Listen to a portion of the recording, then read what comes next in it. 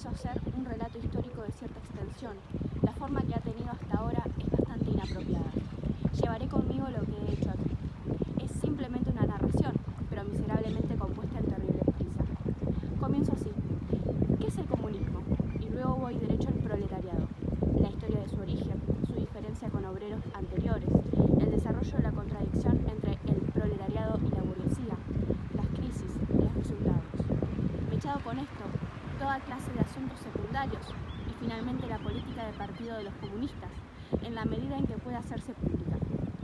Lo que aquí tengo todavía no ha sido sometido a aprobación, pero a excepción de unos pocos y pequeños detalles, espero terminarlo en una forma en que por lo menos no haya nada contrario a nuestras opiniones.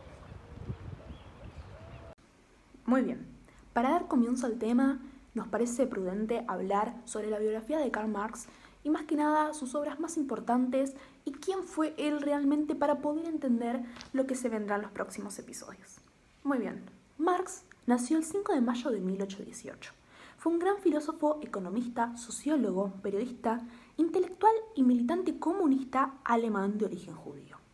En sus obras abarca diferentes campos de pensamiento en la filosofía, en la historia, en la ciencia política, en la sociología y en la economía. Además, incursionó en la práctica del periodismo y la política proponiendo una unión entre lo que es la teoría y la práctica. Junto a Engels, es el padre del socialismo científico, del comunismo moderno, del marxismo y del materialismo histórico. Sus obras más conocidas son el Manifiesto del Partido Comunista con Engels y El Capital, que en un ratito vamos a estar sabiendo un poco más sobre esto. Conformó el partido político de la Liga de los Comunistas. Finalmente, el mismo muere el 14 de marzo de 1883. Muy bien, en los próximos capítulos vamos a estar sabiendo un poco más de la historia de Marx y de sus obras más importantes. Veremos que el concepto de clases no nos va a ofrecer ninguna distinción formal, pero la teoría de clases para Marx va a intentar comprender lo que es la naturaleza de los cambios que habían transformado las estructuras sociales tradicionales de Europa. Nos va a permitir comprender científicamente los móviles de los acontecimientos más importantes en la vida de las sociedades antagónicas. Es una guía segura en la lucha por la transmisión de la sociedad. Bueno, como vimos recientemente, la teoría de las clases para Marx, ahora lo relacionaremos un poco más con lo que es el capitalismo para él, que es una etapa transitoria entre el feudalismo y la etapa más estable de la sociedad, de las clases del futuro. Muy bien, veremos que su carácter más íntimo es el conflicto de clases. Sus diversos resultados explican las diferentes posibilidades por reemplazar un tipo de sociedad por otro. Un ejemplo de esta sustitución es justamente lo que dije recientemente, el feudalismo por el capitalismo, esa transición que hay entre ambas etapas, ¿no? Lo cual nos va a marcar que es un nuevo sistema de clases.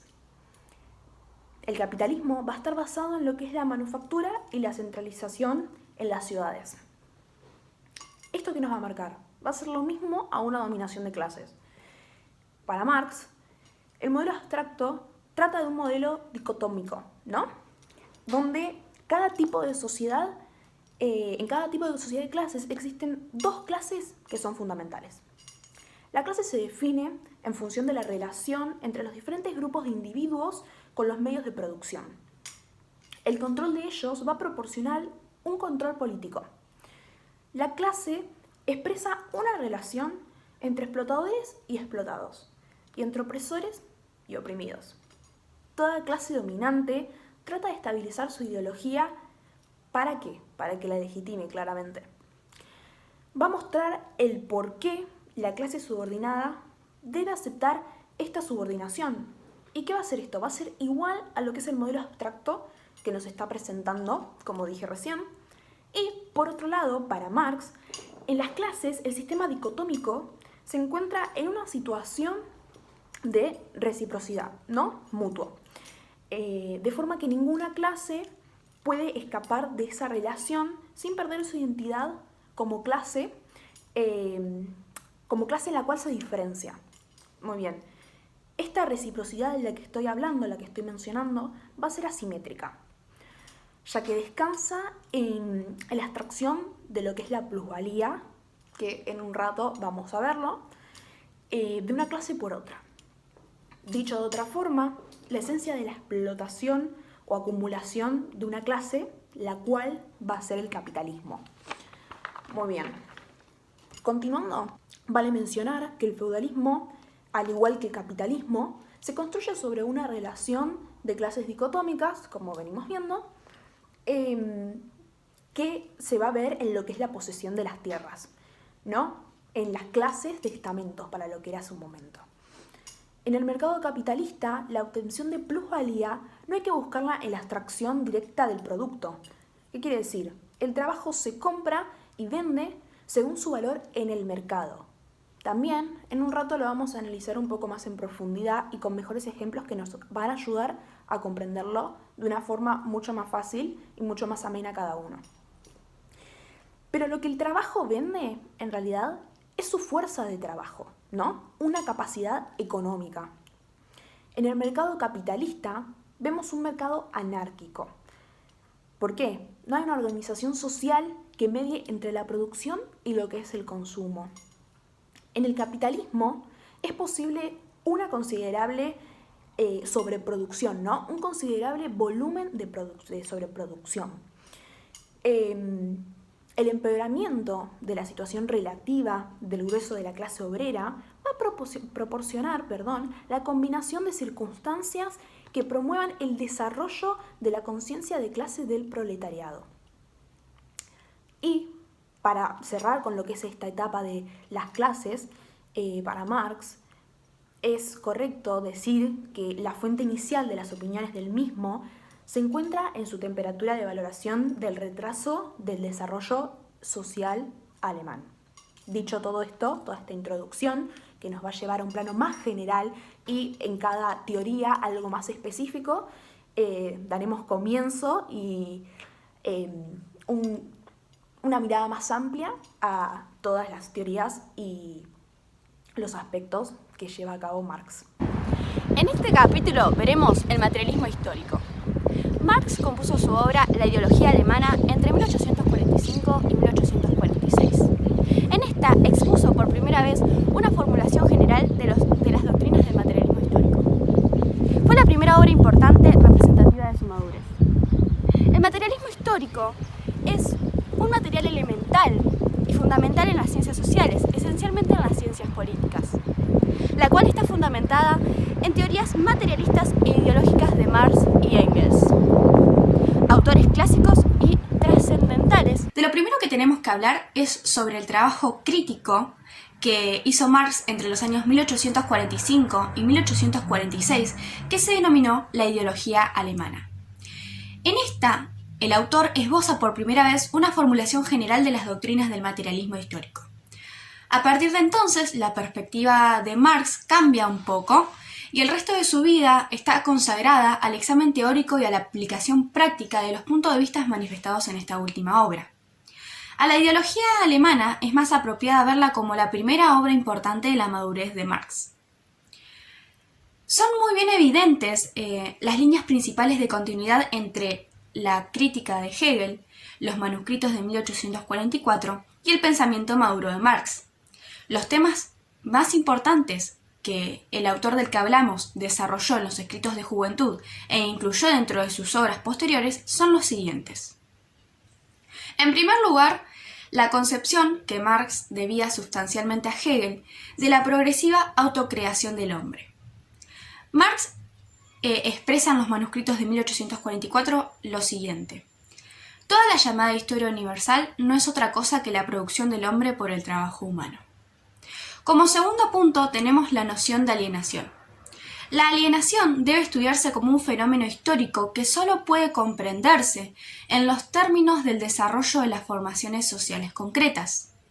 Los estudios de Marx sobre las etapas del desarrollo histórico siguen los pasos del crecimiento de la división del trabajo y la aparición de la propiedad privada que culminan con la desintegración del feudalismo en el proceso de alienación del campesinado del control de sus medios de producción.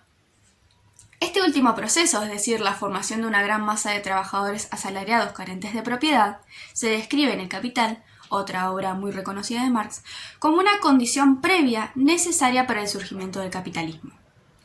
Como tercer punto, tenemos el núcleo de la teoría del Estado y su superación en la forma futura de sociedad, tal como se expone en la crítica de la filosofía hegeliana del Estado. Aunque Marx, al tiempo de escribir la crítica, tenía una concepción solamente embrionaria sobre el tipo de sociedad que, según sus deseos y expectativas, reemplazaría al capitalismo, la tesis de la posibilidad de la abolición del Estado por medio de la eliminación del ámbito de lo político separado se mantiene en el fondo de sus consideraciones posteriores sobre este punto. Como cuarto punto, tenemos los principales rudimentos del materialismo histórico como perspectiva para el análisis del desarrollo social. A pesar de que Marx en sus obras de juventud escribe frecuentemente con el lenguaje de Hegel y de Feuerbach, dos escritores muy importantes, no cabe la menor duda de que el punto de vista que surge de Marx constituye un rompimiento epistemológico con estos autores. Marx rechaza firmemente la filosofía y se decide por un enfoque histórico y social. En esta línea, en los manuscritos de 1844, ya insiste sobre el arraigo del capitalismo en una forma concreta de sociedad, cuya característica estructural importante es una relación de clases partida entre el capital y el trabajo asalariado. Como quinto punto y último, tenemos una concepción concisa de la teoría de la praxis revolucionaria. Las afirmaciones expuestas profusamente en La Sagrada Familia y en la ideología alemana exponen que la filosofía crítica no responde sino a etapas muy tempranas de un movimiento revolucionario. El cambio social solo puede efectuarse con la unión de la teoría y la práctica, conjuntando la interpretación teórica y la actividad política. ¿Esto qué significa? Significa que debe integrarse el estudio de las posibilidades de transformación que surgen en la historia con un programa de acción práctica que pueda llevar a cabo estos cambios. Debemos decir que el punto neurálgico de la transición entre los manuscritos de 1844 y la ideología alemana debe encontrarse principalmente en la breve serie de preposiciones críticas sobre Feuerbach que Marx escribió en marzo de 1845, que se denominó la tesis sobre Feuerbach. Marx critica a este autor por varios motivos y en esta ocasión vamos a hablar de dos. En primer lugar, porque el enfoque de Feuerbach no es histórico. Este autor concibe un hombre abstracto anterior a la sociedad. No solo deja al hombre reducido a hombre religioso, sino que no sabe ver que el sentimiento religioso en sí es también un producto social y que el individuo abstracto que él analiza pertenece en realidad a una determinada forma de sociedad. En segundo lugar, el materialismo de Feuerbach se queda al nivel de una doctrina filosófica que simplemente considera las ideas como reflejos de la realidad material. Trata la realidad material como determinante de la actividad humana, pero no analiza la modificación del mundo objetivo por parte del sujeto. Esto es, por parte de la actividad de los hombres. La doctrina materialista de Feuerbach, afirma Marx, es incapaz de analizar el hecho de que la actividad revolucionaria resulta de actos conscientes y voluntarios de los hombres. El pensamiento de Marx se centra en esta dialéctica entre el sujeto, el hombre en sociedad, y el objeto, el mundo material, en la cual los hombres subordinan progresivamente el mundo material a los objetos de ellos, con lo cual van transformando estos mismos objetos y crean nuevas necesidades. Bien, habiendo finalizado con lo anterior, ahora hablaremos un poco de la tesis materialista. Marx acepta sin duda un punto de vista realista, según el cual las ideas son productos del cerebro humano en relación, por medio de los sentidos, con un mundo material cognoscible. Las ideas no se hallan en categorías inmanentes dadas en la mente humana independientemente de la experiencia. Esto igualmente no significa la aplicación de un materialismo filosófico determinista para interpretar el desarrollo de la sociedad. La conciencia humana está condicionada por un intercambio dialéctico de acción y reacción entre sujeto y objeto. El hombre modela activamente el mundo en que vive, al mismo tiempo que éste le da forma a él. Nuestra percepción del mundo material está condicionada por la sociedad. Feuerbach no se da cuenta de que la percepción sensitiva, lejos de ser fija e inmutable todo el tiempo, está integrada dentro de un mundo fenoménico que es. Este mundo fenoménico es un producto histórico, el resultado de la actividad de toda una serie de generaciones, cada una de las cuales se encarama sobre los hombros del anterior, sigue desarrollando su industria y su intercambio y modifica su organización social con arreglo a las nuevas necesidades. Hasta los objetos de la certeza sensorial más simple le vienen dados solamente por el desarrollo social, la laboriosidad y el intercambio comercial. Para Marx, la historia es un proceso de creación, satisfacción y nueva creación de necesidades humanas. Esto es lo que distingue a los hombres de los animales, cuyas necesidades son fijas e invariables. Esta es la razón de que el trabajo, el intercambio creativo entre el hombre y su medio ambiente natural, sea el fundamento de la sociedad humana. Las características concretas de la sociedad de que forma parte un individuo se interponen en la relación de éste con su medio natural. Al estudiar el desarrollo de la sociedad humana, debemos partir de un examen empírico de los procesos concretos de vida social que son el sine qua non de la existencia humana. Así, Marx proclama la necesidad de una ciencia empírica de la sociedad, que deberá fundarse en el estudio del intercambio creativo y dinámico de acción y reacción entre el hombre y la naturaleza, el proceso generativo por el cual el hombre se constituye a sí mismo. Fuera del esquema de la ideología alemana, en ninguna parte hallamos una exposición completa de los principales tipos de sociedad que él distinguió. Sin embargo, con todo, los principios de Marx para la interpretación del desarrollo social son un poco claros.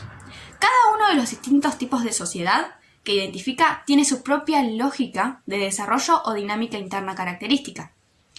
Ahora bien, esta lógica solo puede descubrirse y estudiarse mediante un análisis empírico realizado, y esto es muy importante, realizado a partir de los hechos, lo cual es puesto de relieve como principio teórico general y más específicamente al seguir los pasos del proceso de desarrollo de un tipo de sociedad a otro.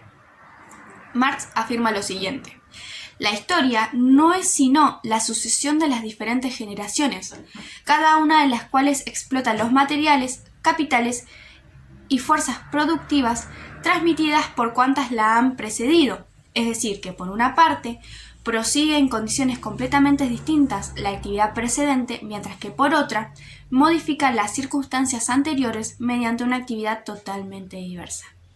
Mucho después, dice, hay hechos sorprendentemente parecidos, pero que ocurren en contextos históricos diferentes que producen resultados completamente distintos. De esta manera finalizaríamos con este capítulo del materialismo histórico. Muchas gracias. Hace 150 años se publicó en Hamburgo El Capital de Karl Marx. Es un libro que ha influido a lo largo de toda la historia y en todos los lugares del mundo. Intenta analizar los conceptos de la economía política y también analiza al mismo tiempo una economía de tipo capitalista. El trabajador vende su trabajo al capitalista y este recibe un salario por parte de él. Presenta conceptos fundamentales como, por ejemplo, valor de cambio, valor de uso, mercancía, entre otros. Estos son importantísimos para comprender la mente de un autor que ha influido en la vida de millones de personas a lo largo de la historia. Bueno, en este capítulo nos vamos a centrar en el capítulo 1 del libro El Capital de Karl Marx, en el que habla sobre la mercancía y sus dos factores principales, que son valor de uso y valor de cambio. La riqueza de las sociedades en las que predomina el modo de producción capitalista se presenta un enorme cúmulo de mercancías, y la mercancía individual se presenta como la forma elemental de esa riqueza. La mercancía es, en primer lugar, un objeto exterior, una cosa que a merced de sus propiedades satisface necesidades humanas del tipo que fueran. ¿A qué me refiero con esto?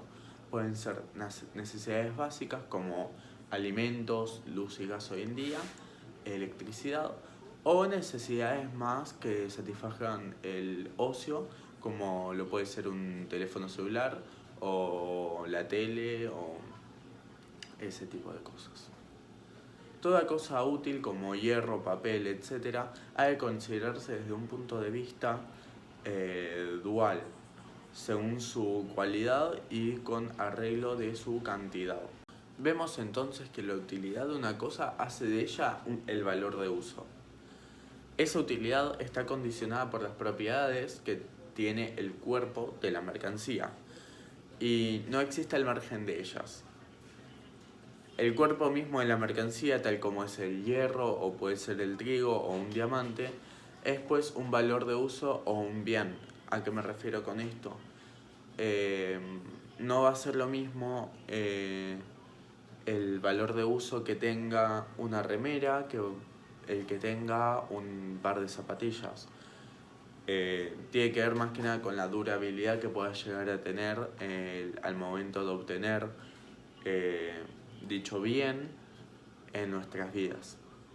El valor de uso se efectiviza únicamente en el uso o en el consumo. No tendría valor de uso un objeto que nosotros adquirimos y no usamos.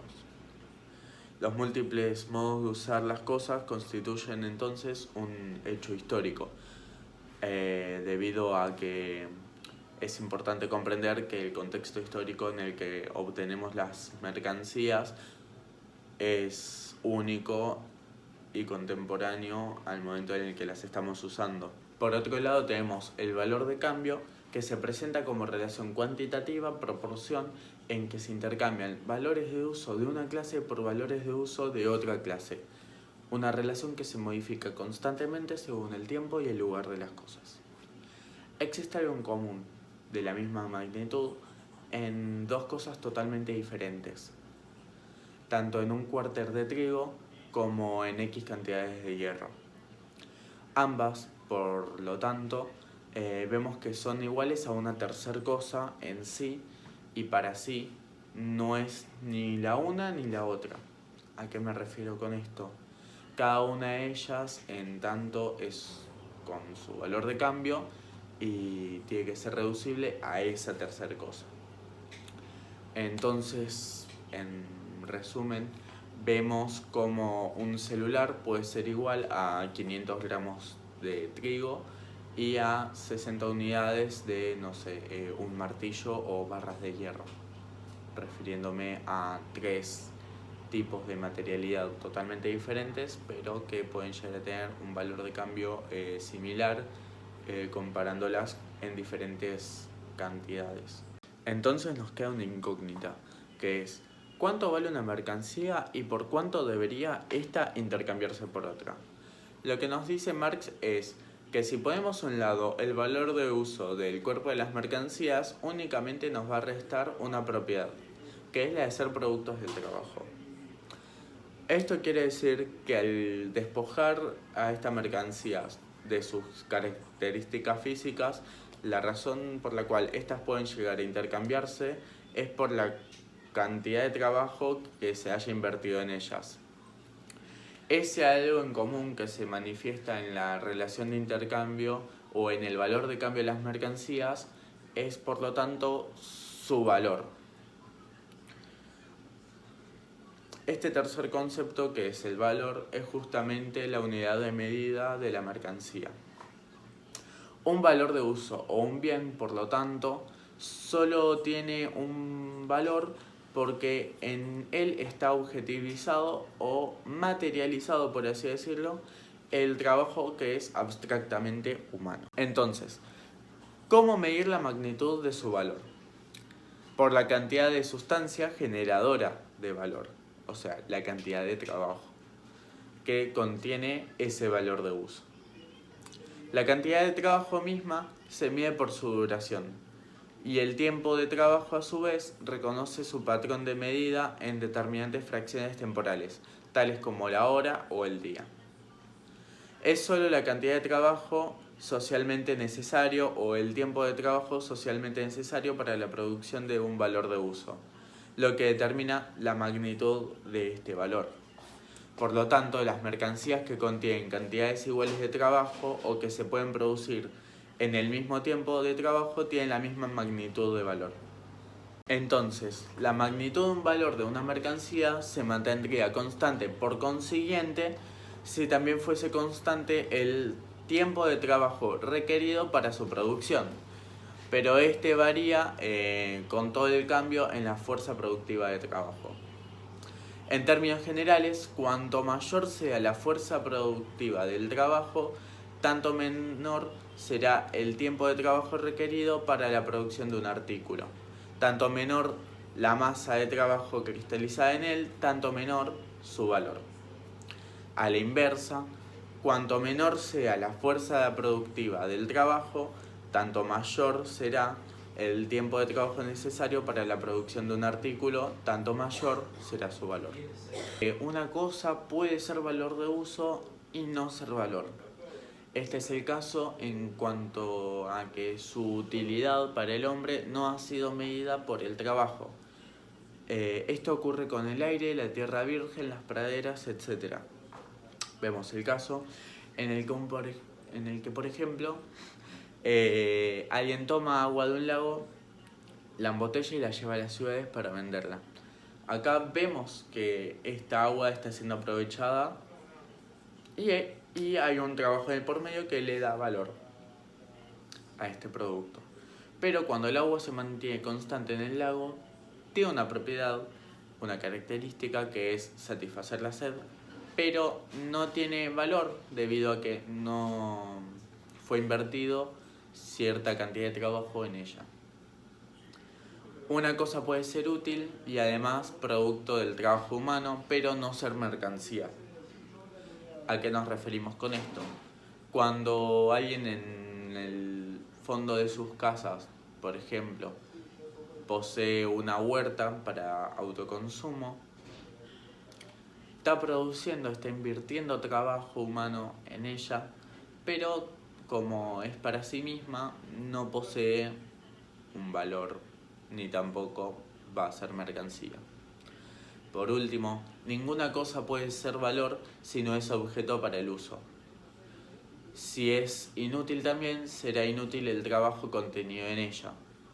No se constará como trabajo y no constituirá valor alguno. En un principio vimos que la mercancía se nos puso de manifiesto como algo bifacético, como valor de cambio y valor de uso.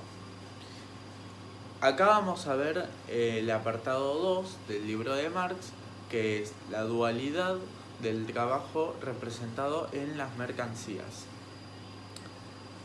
Se nos presentan entonces dos conceptos importantes: trabajo concreto, que se refiere específicamente al trabajo que le da forma al valor de uso, y el trabajo abstracto, que se refiere al trabajo que es gasto de energía humana y constituye el valor de la mercancía. De esta manera, Marx nos va a decir que una campera, por ejemplo, es un valor de uso que satisface una necesidad específica. Y para producirla, se requiere determinado tipo de actividad productiva, es decir, trabajo concreto. Así como, por ejemplo, una campera y un lienzo son valores de uso cualitativamente diferentes, son cualitativamente diferentes los trabajos por medio de los cuales se llegan a existir estos dos bienes, el del sastre y el del tejedor.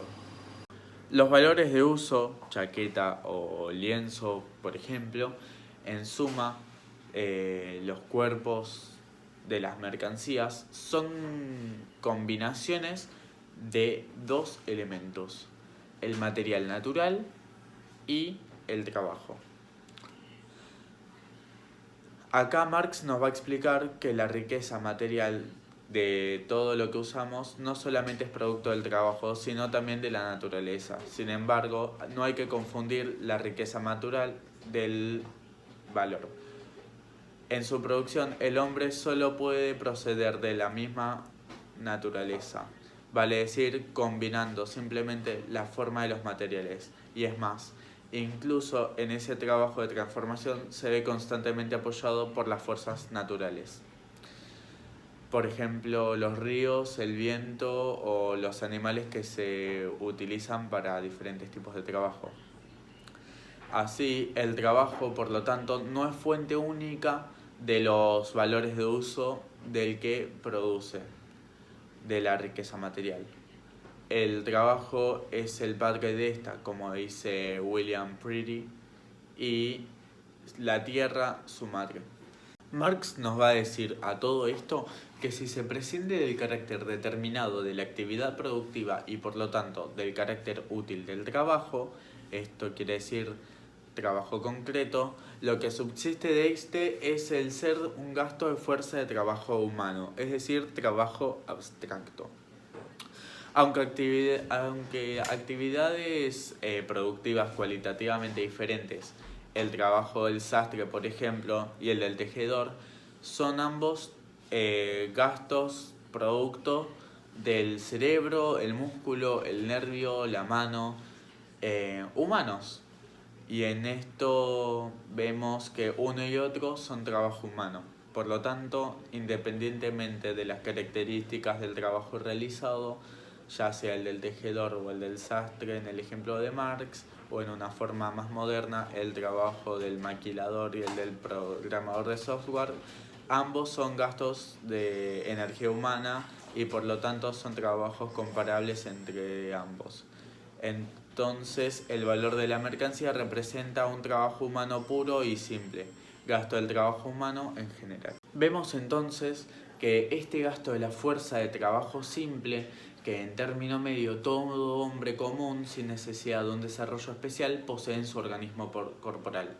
Es decir, que la forma más básica del trabajo, el trabajo simple, para el cual no se requiere ningún tipo de habilidad o preparación especial. Ahora bien, se considera que el trabajo más complejo es igual solo al trabajo simple potenciado, o más bien multiplicado, de suerte que una pequeña cantidad de trabajo equivale a una gran cantidad mayor de trabajo simple. En el ejemplo de Marx, 20 varas de lienzo equivalen a una chaqueta. Vemos que en el trabajo de 20 varas de lienzo hay 2 días de trabajo simple, mientras que para la fabricación de la chaqueta por parte del sastre, de trabajo completo tenemos 1 día y de trabajo simple 2 días. Supongamos entonces que el trabajo necesario para la producción de una chaqueta se duplica, o bien disminuye a la mitad. En el primero de los casos, una chaqueta valdrá tanto como antes 2. En el segundo, 2 de esas prendas solo valdrán lo que antes una. Entonces, supongamos que la producción de una chaqueta antes costaba 1 día de trabajo, como se indica en las imágenes que voy a poner acá. En el primer caso, el tiempo de trabajo se duplica, por lo tanto, en 1 día solo se puede producir media chaqueta. En el segundo caso, el tiempo de trabajo disminuye a la mitad, por lo tanto, en 1 día de trabajo se producen 2 chaquetas. Entonces, una cantidad mayor de valor de uso constituirá una riqueza material mayor, 2 chaquetas más riquezas que una. No obstante, a la masa creciente de la riqueza material puede corresponder una reducción simultánea de su magnitud de valor. Este valor antitético deriva del carácter bifacético del trabajo. Marx va a culminar el capítulo diciendo que todo trabajo es, por un lado, gasto de fuerza de trabajo en un sentido fisiológico, y es esta condición de trabajo igual o de trabajo abstractamente humano como constituye el valor de la mercancía. Todo trabajo, por otra parte, es gasto de fuerza humana de trabajo en una forma particular y orientada a un fin. Y en esta condición de trabajo útil concreto produce valores de uso. Esto es justamente el carácter bifacético del trabajo. La plusvalía es el valor que un empleador asalariado produce por encima de su esfuerzo laboral, al cual se podría definir como trabajo no pago que es apropiado por su empleador. Este concepto fue definido por Karl Marx a fines del siglo XIX en su crítica al sistema capitalista. La plusvalía se genera cuando al obrero no se le otorga un pago por el trabajo que produce, sino por su valor general como trabajador, dado que es el capitalista quien obtiene una ganancia por ello. Mediante la plusvalía, el capitalista es capaz de incrementar su capital y de esta manera poder seguir invirtiendo. Bueno, muy bien. Ahora sí, ya llegando al final de lo que va a ser este documental académico, transitando los últimos capítulos, en este capítulo nos vamos a centrar un poquito más acerca de una de las teorías más importantes y más relevantes que se presentan cada vez que hablamos de este autor. Me estoy refiriendo a las teorías de la plusvalía. Las teorías de la plusvalía es un borrador manuscrito escrito por Marx entre enero de 1862 y julio de 1863. Se centra principalmente en la teorización de la plusvalía de Europa Occidental desde alrededor de 1750, examinando críticamente las ideas de los economistas políticos británicos, franceses y alemanes sobre la creación de la riqueza y la rentabilidad de las industrias. Vamos a retomar un poquito de los conceptos que habíamos mencionado anteriormente cuando hablamos del capital. Vamos a empezar por lo que es la mercancía. Como bien dijimos, la mercancía tiene un carácter bifacético. ¿Qué quiere decir esto? Que por un lado es portadora de valor de uso. ¿Qué quiere decir que es portadora de valor de uso? Bueno, que la mercancía tiene una utilidad y sirve para algo. Y a esto hacemos referencia cuando decimos valor de uso. Bueno, ese uso es eso, es la utilidad y es para lo que nos va a servir a nosotros esa mercancía. Y por el otro lado es portadora de valor, tiene un valor la mercancía. Ahora bien, la mercancía no existió siempre y no toda producción ocupó históricamente el lugar de la producción de mercancías. Entonces, algo fundamental a tener en cuenta y la primera conclusión que vamos a sacar de este tema tiene que ver con entender a la mercancía como un resultado de un proceso histórico y no algo ahistórico, ni algo que existió siempre o va a existir siempre. Bien, ahora cuando hablamos de las mercancías nos vamos a preguntar ¿qué es lo que determina el valor del cual hablamos anteriormente de las mercancías? ¿Qué es lo que determina el valor de las mercancías? Bueno, y para respondernos esta pregunta, Marx planteó que el valor de una mercancía está dado por el tiempo socialmente necesario para reproducir esa mercancía. El tiempo socialmente necesario para reproducir esa mercancía. Bien, una vez que sabemos cómo se determina el valor de la mercancía, nos podemos preguntar, o nos preguntamos de hecho, ¿cómo hace un capitalista para, habiendo comprado todos los insumos a su valor, formar o hacerse dueño de una mercancía más valiosa que la suma de las otras mercancías? Porque esos insumos que utiliza el capitalista para reproducir otras mercancías también es una mercancía. Entonces, ¿cómo hace el capitalista para, habiendo comprado todos los insumos a su valor, formar o hacerse dueño de una mercancía más valiosa que la suma de las otras mercancías? Bueno, para esto debemos tener en cuenta la mención que realiza uno de los clásicos sobre los cuales se apoyó Marx, que en este caso es David Ricardo. David Ricardo descubrió algo que iba a ser fundamental, y es que el trabajo es lo único que crea valor, ¿sí? Y no la maquinaria. La maquinaria puede transferir valor, pero nunca crearlo. El único creador de valor es el trabajo. Entonces, fue David Ricardo y no Marx el primero en plantear que el proceso de trabajo, la maquinaria, es quien le transfiere valor a la mercancía, ¿sí? Esto quiere decir, bueno, la maquinaria tiene una función que va a transferir valor, pero que no lo va a crear. Entonces, quien le transfiere ese valor a la mercancía es la maquinaria. Bien. Ahora, ¿por qué la maquinaria va a transferir valor? Bueno, porque es producto del trabajo humano. Si las mercancías tienen valor a partir de ser productos del trabajo humano, la maquinaria también, en la medida que se entienda como una mercancía. Entonces volvemos a lo mismo. Lo que nosotros usamos para poder transferir ese valor, esa mercancía, también es producto del trabajo humano y también tiene valor de trabajo humano. Bien.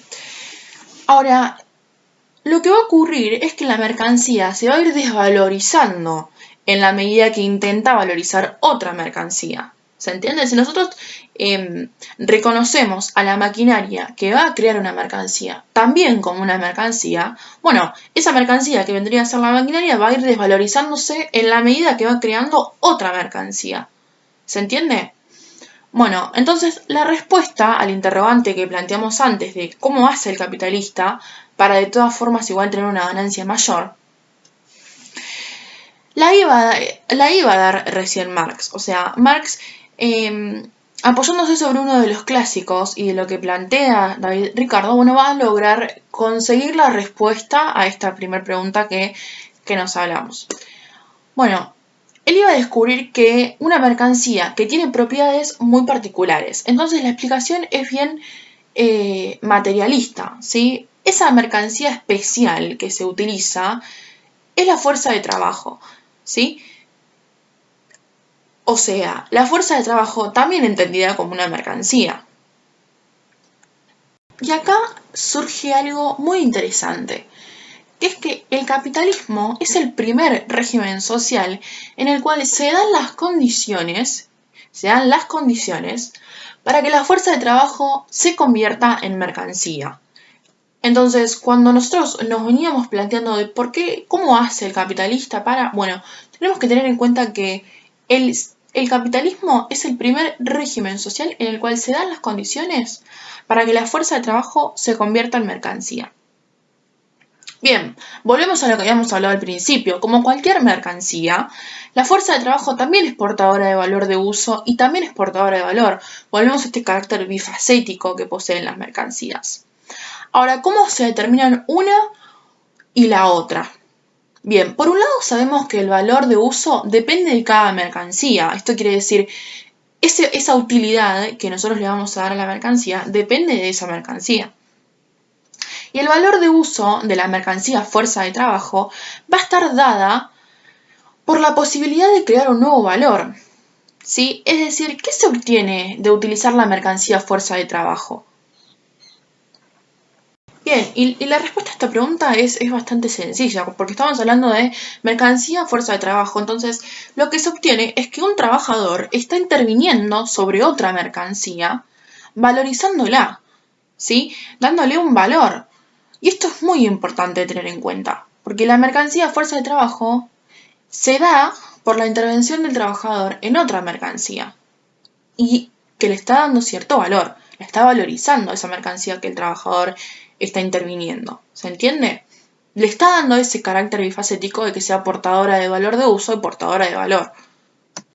Ahora bien, si tenemos en cuenta que en lo que es las relaciones de producción, siempre hay una persona que es poseedora de los medios de producción, que vendría a ser el capitalista, y hay otra persona que tiene un rol que es vender su fuerza de trabajo a cambio de un salario.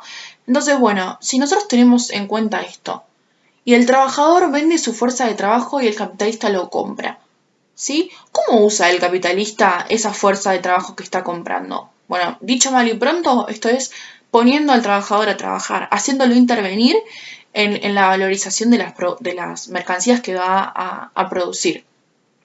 Entonces, la otra cuestión es el valor, ¿sí? ¿Y cómo se determina el valor de la mercancía fuerza de trabajo? Porque tenemos que tener en cuenta que, bueno, esa fuerza de trabajo que posee el trabajador también es una mercancía, la mercancía fuerza de trabajo. Ahora, ¿qué es lo que determina el valor de la mercancía fuerza de trabajo? Y esto es muy simple. Es igual a lo que veníamos hablando anteriormente, ¿sí? Es igual que el valor de cualquier otra mercancía. Es decir, como mencionamos antes, a través del tiempo socialmente necesario para poder reproducir esa mercancía. El valor de la mercancía fuerza de trabajo se determina de la misma manera que se determina el valor de cualquier otra mercancía, con el tiempo socialmente necesario para reproducir esa mercancía. Y ya que estaremos haciendo referencia cuando hablamos de lo que es el valor de la fuerza del trabajo. Bueno, el valor de la fuerza del trabajo no es nada más ni nada menos que el salario. Es lo que el trabajador recibe por brindar su trabajo. Es eso el valor de la fuerza del trabajo, es el salario. El salario va a cambiar de acuerdo a las condiciones sociales e históricas en que estemos parados, ¿sí? No es lo mismo a lo largo de la historia ni en los diferentes países en los que existe. Ahora bien, ¿dónde está la crítica o dónde está el problema? Bueno, el núcleo del problema de todo esto que venimos mencionando anteriormente se encuentra en que, aunque el patrón o el empleador pague la fuerza de trabajo a su valor, es decir, el salario a su valor, a lo largo de la jornada laboral, ¿sí? El trabajador está creando nuevo valor que es mayor al valor de la fuerza del trabajo. ¿sí? La diferencia entre el valor que creó el trabajador y el valor de la fuerza de trabajo es la plusvalía, y esto es lo que se apropia el capitalista, ¿sí?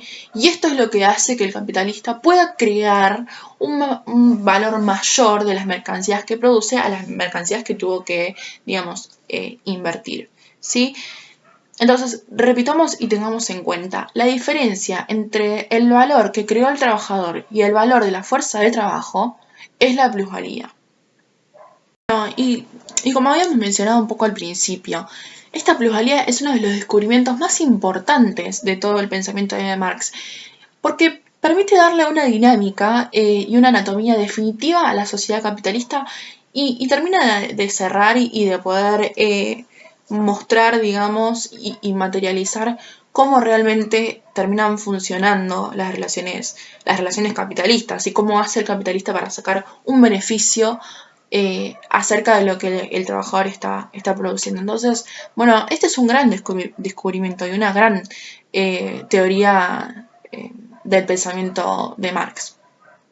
Y Marx no se va a quedar solo con esto, sino que esta teoría la va a ir profundizando, ¿sí? La va a ir extendiendo un poco más.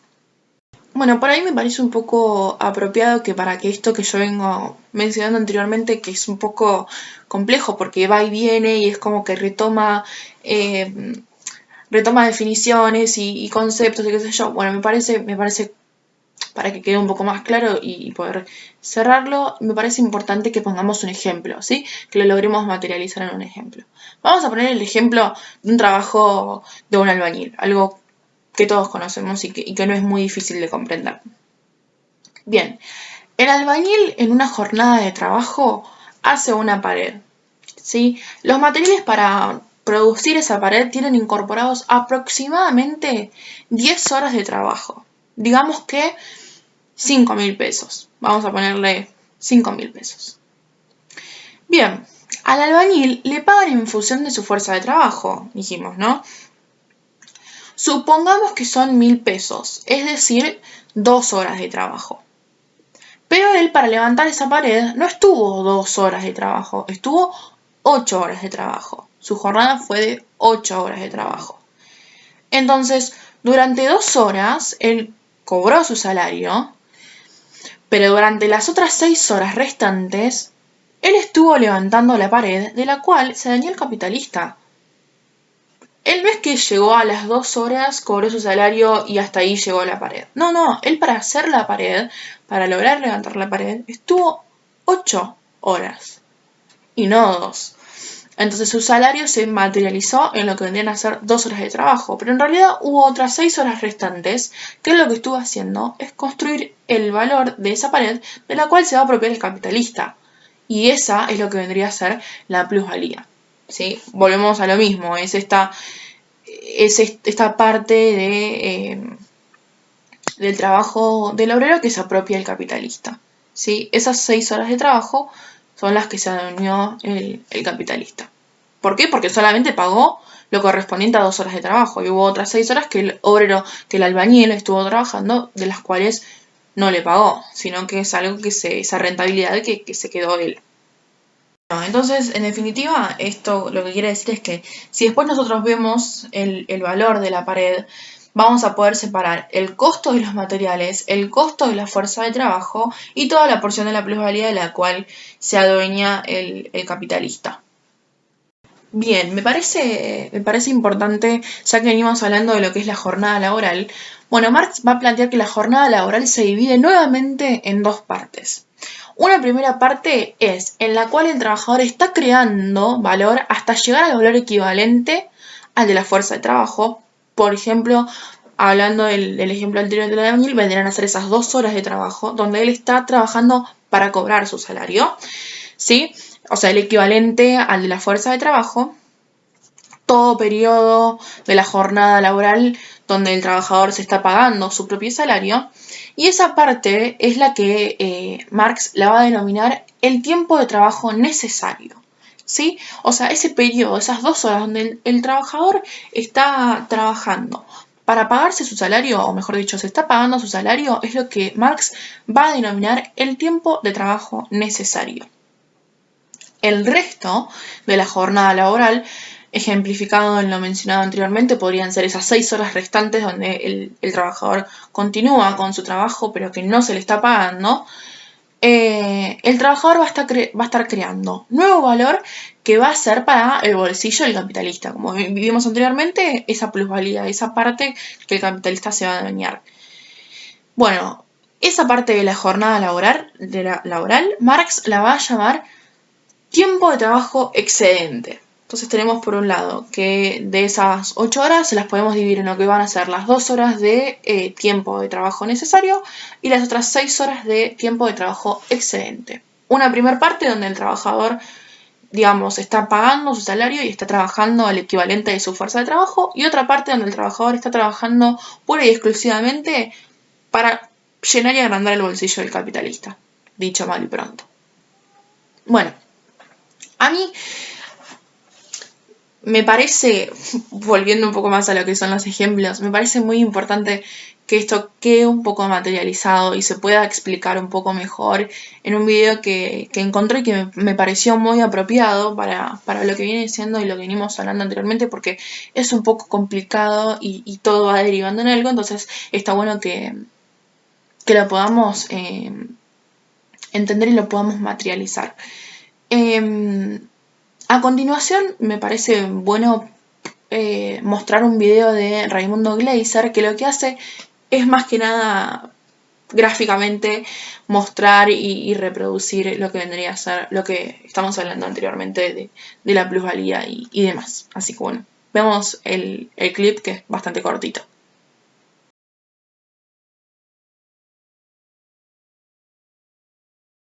Mi familia tenía tierras. Vendí las tierras y me compré una máquina. Contraté a un obrero. Compré la materia prima.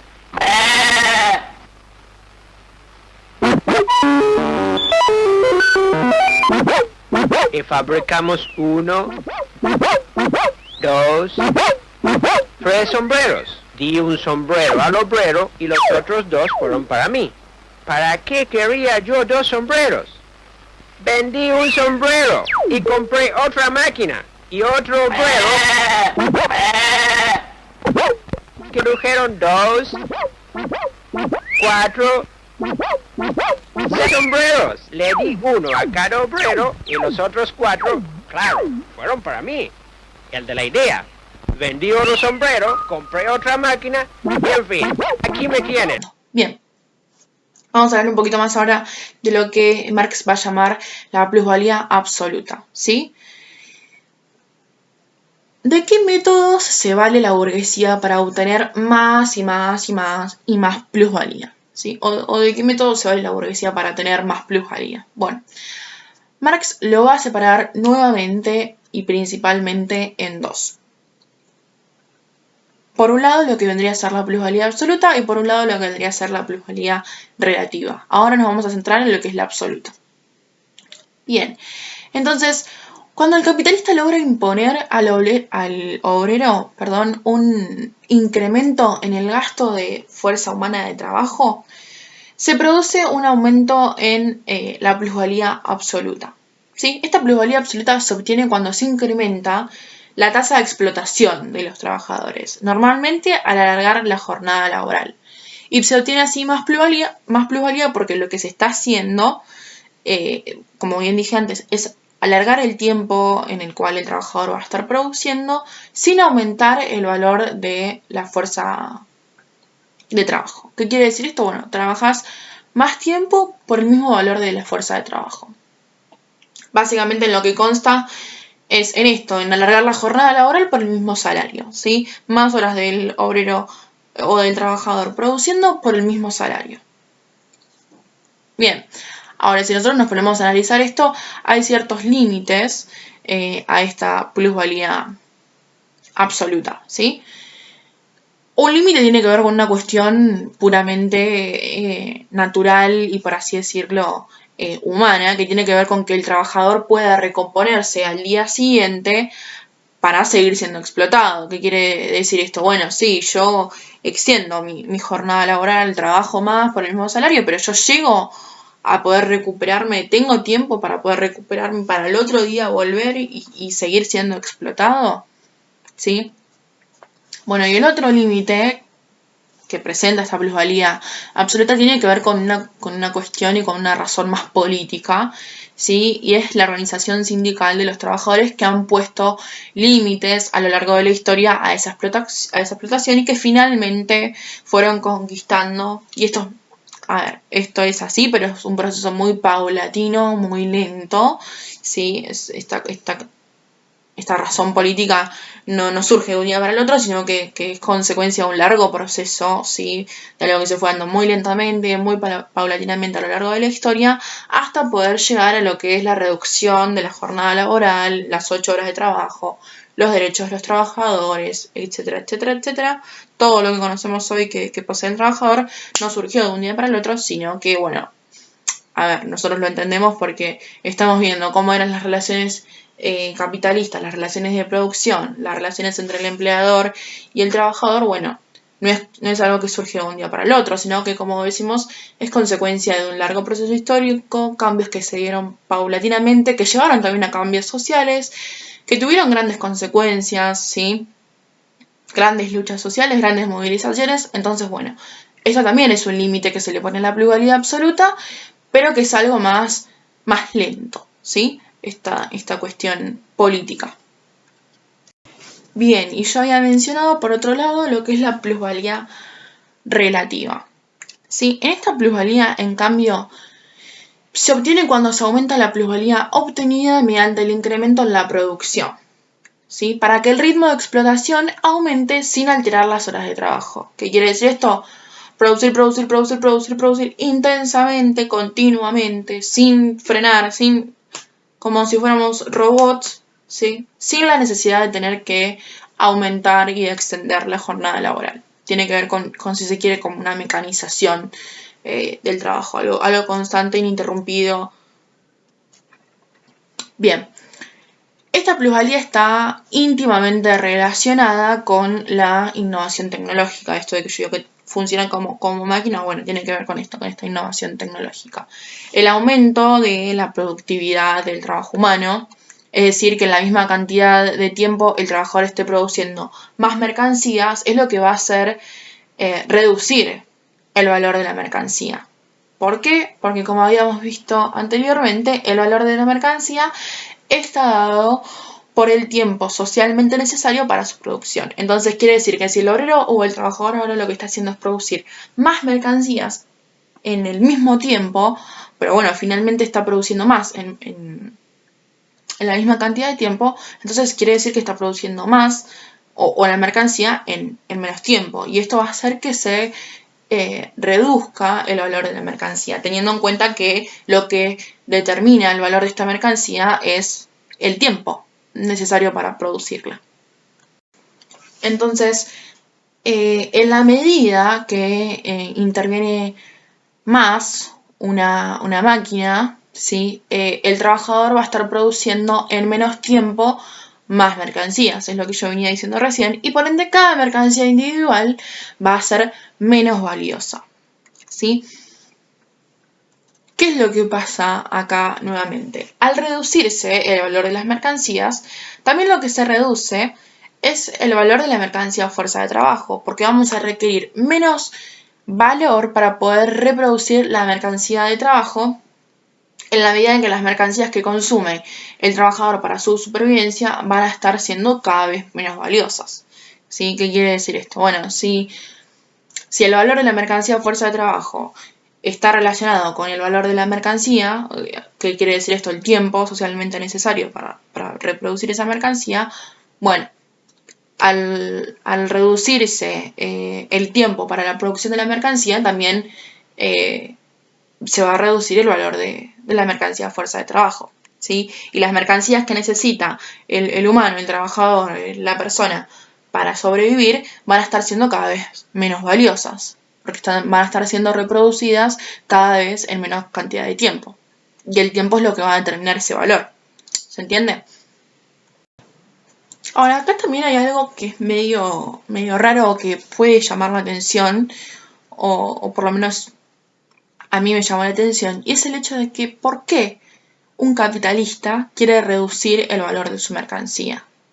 ¿Por qué si nosotros estamos mecanizando ese trabajo y estamos logrando producir más mercancías en menos cantidad de tiempo y esa mercancía pierde valor, por qué el capitalista está interesado en que la mercancía pierda valor? ¿No se supone que lo que quiere el capitalista es que la mercancía cueste más, así tiene más ganancias? Bueno, acá también tenemos dos razones que nos va a plantear Marx, y por un lado nos va a decir que, lo cito, es el impulso inmanente y la tendencia constante del capital a aumentar la fuerza productiva. ¿Sí? Entonces, lo que se busca acá es aumentar la fuerza productiva y de esa manera abaratar la mercancía para así abaratar la fuerza de trabajo. Entonces, atención acá, porque volvemos a esto. Si tenemos ganas y nuestro, digamos, la tendencia y el impulso, como dice Marx, a aumentar la fuerza productiva, ¿qué es lo que va a terminar haciendo? Que la mercancía cueste menos. ¿Y por qué el capitalista está interesado en que la mercancía cueste menos? Bueno, porque también se reduce el valor de la fuerza de trabajo, ¿sí? Es decir, lo que el capitalista tiene que pagarle, el salario que el capitalista tiene que pagarle al trabajador. Y acá hay otra tendencia que podemos decir que es más externa a lo que sería un capitalista, que es que va a cumplir un papel muy importante la competencia entre los capitalistas. ¿Y por qué la competencia entre los capitalistas va a cumplir un rol importante? Bueno, porque si un capitalista puede abaratar su mercancía y el resto de los capitalistas no, va a tener una ganancia extraordinaria, porque claramente nosotros como consumidores y como compradores y como miembros e integrantes de este sistema capitalista, claramente lo que vamos a hacer es comprar la mercancía más barata, ¿sí? Entonces, si el capitalista accede a esa prioridad de decir, yo puedo reducir el valor de la mercancía y ustedes no, o sea, el resto de los capitalistas no, bueno, entonces va a tener una ventaja y una ganancia extraordinaria, ¿sí? Porque probablemente sea mayor la demanda a esa mercancía más barata que al resto de las mercancías que lo superan en precio. Bien, y ya llegando a lo último de esta diferencia en lo que es la teoría, la plusvalía absoluta y la plusvalía relativa, hay que decir que ambos métodos, ambas teorías, ambas plusvalías ambos métodos de extracción de plusvalía se complementan. ¿Por qué? Porque por un lado el capitalista siempre, de alguna u otra manera, busca los medios para intensificar o extender esa jornada laboral y al mismo tiempo con la intervención de la maquinaria tecnológica busca abaratar el valor de la fuerza de trabajo y por ende el de la mercancía, ¿sí? Entonces, intrínsecamente están bien relacionadas estas dos formas de extracción de la plusvalía que nos viene a proponer Marx. Bueno, y ya llegando a una conclusión y a un cierre, a lo largo de este capítulo, de esta explicación mía, me parece que estuvo rondando una contradicción permanentemente. Y es que el capitalista gasta cada vez más en maquinarias y llega incluso a reemplazar a los trabajadores por maquinarias en pos de obtener mayor plusvalía. Pero la única fuente de la plusvalía es el trabajo vivo, como lo vimos anteriormente. El trabajo es el que da valor y no la maquinaria, ¿sí? Entonces, la maquinaria lo que hace es transferir ese valor, pero lo único que otorga valor es el trabajo humano, ¿sí? Entonces, el capitalista se enfrenta constantemente a esta contradicción, ¿sí? Y en muchos casos puede llegar a ni siquiera verla o presentársele con claridad. Y es algo muy importante que también se encuentran en estas teorías porque en definitiva vuelven nuevamente a poner en choque y a poner una contradicción entre lo que es el sistema o el funcionamiento del sistema capitalista o de las relaciones de producción, ¿sí? Y esto es algo que tenemos que tener en cuenta y algo muy importante y que estuvo rondando por ahí medio escondido a lo largo de todo este capítulo y esta explicación. Bueno, espero que haya sido claro, haya sido de utilidad y que se haya podido entender de la mejor manera posible. Muchas gracias. Chao.